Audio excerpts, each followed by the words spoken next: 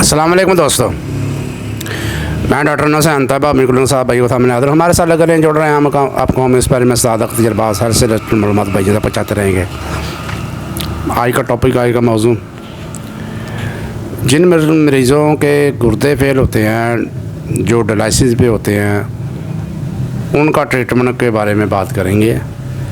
तो जो गुर्दों kidney failure के मरीज़ हैं उसके बारे में बात करेंगे।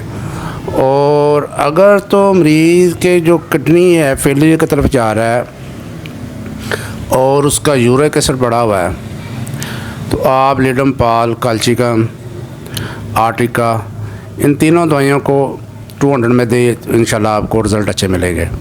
200 में इन तीनों का दवाइयों का इस्तेमाल कराएं।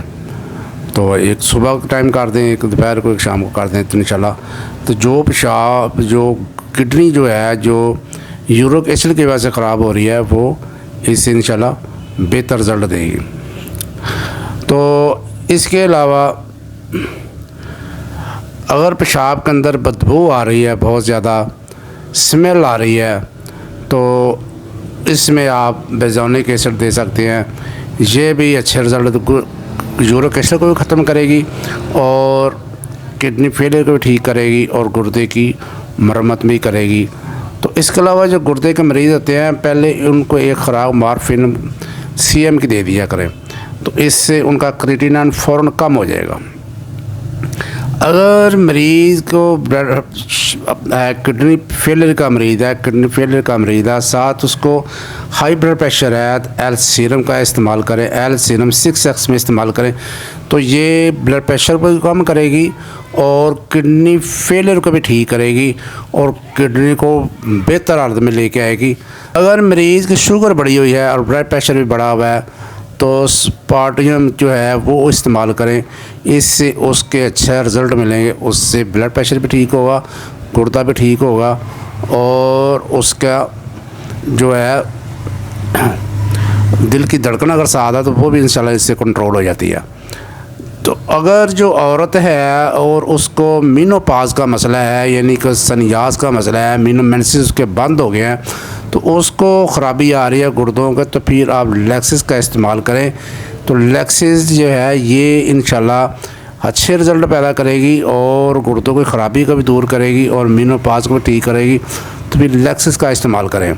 और जिन लोगों को गुर्दों की ख़राबी की वजह से पेशाब रुक जाता है, वो एपस 200, लाइकोपोडियम 200 और जिंजबर 30 इनका इस्तेमाल करें। इससे अच्छा रिज़ल्ट मिलेगा, फ़ौरन इनका पेशाब भी चालू हो जाएगा और मरीज़ बेहतरी की तरफ जाएगा। और अगर इसके मरीज़ की ये हालत बहुत ख़राब है, अगर नॉर्मल हालत में है, तो ये आपने 200 में तीनों दवाइयाँ 230 में इस्तेमाल करनी है, तीनों में, यानी एपस 200, लाइकोपोडियम 200, जिंजबर 30 में। अगर मरीज़ की हालत ख़राब है तो फिर इसको 6x में इस्तेमाल करें, तो आपको अच्छे रिज़ल्ट मिलेंगे।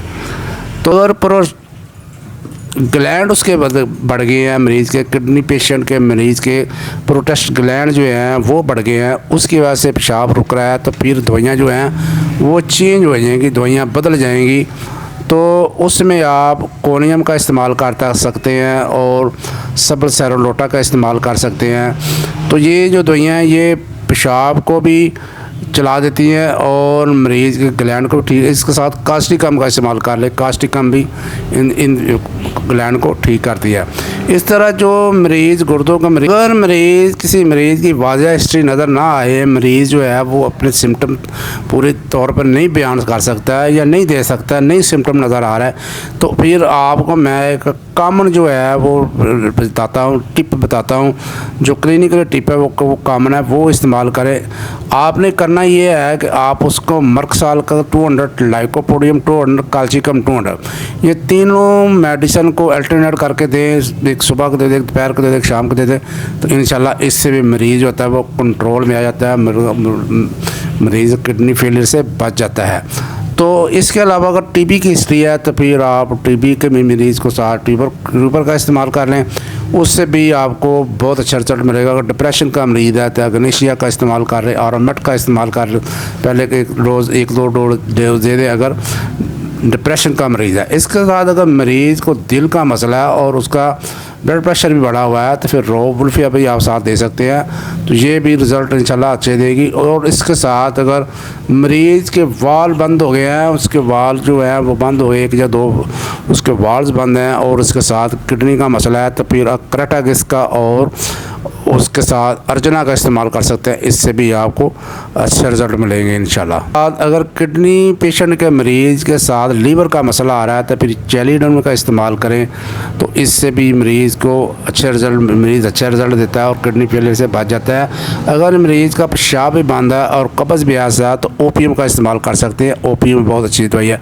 अगर मरीज़ एसाइटिक है, एसाइटिक का मसला है, उसको पानी पड़ा हुआ पेट में, तो आप उसको एपोसाइनम दे सकते हैं, वो भी अच्छा रिज़ल्ट पैदा करती है। अगर मरीज़ डायलिसिस पे है, उसको डायलिसिस पे लगा हुआ मरीज़, तो फिर डायलिसिस उसके कम करने के लिए आप बेलाडोना 200, मर्कसाल 200, कैल्शियम 200 दें, तो उससे कोई मरीज़ को जो हफ्ते में 2 दफ़ा डायलिसिस होता है या 15 दिन में 2 दफ़ा डायलिसिस हो, वो 1 दफ़ा हो जाएगा। तो इस दवाई को जारी रखें और डायलिसिस मरीज़ को आस्ता आस्ता कम होना शुरू हो जाएगा। तो ये थी भाइयों डायलिसिस के बारे में, किडनी फेलियर के बारे में। भाइयों को इस वीडियो की समझ आ गई होगी। अगर आप चैनल पर नए हैं तो सुर्ख रंग का सब्सक्राइब वाला बटन दबा दें और बेल आइकन वाला बटन दबा दें, ताकि आने वाली फारमेटिव वीडियो भाइयों तक पहुँचती रहे। तैयबा अमीर जिंदाबाद, पाकिस्तान जिंदाबाद। अल्लाह हाफिज़।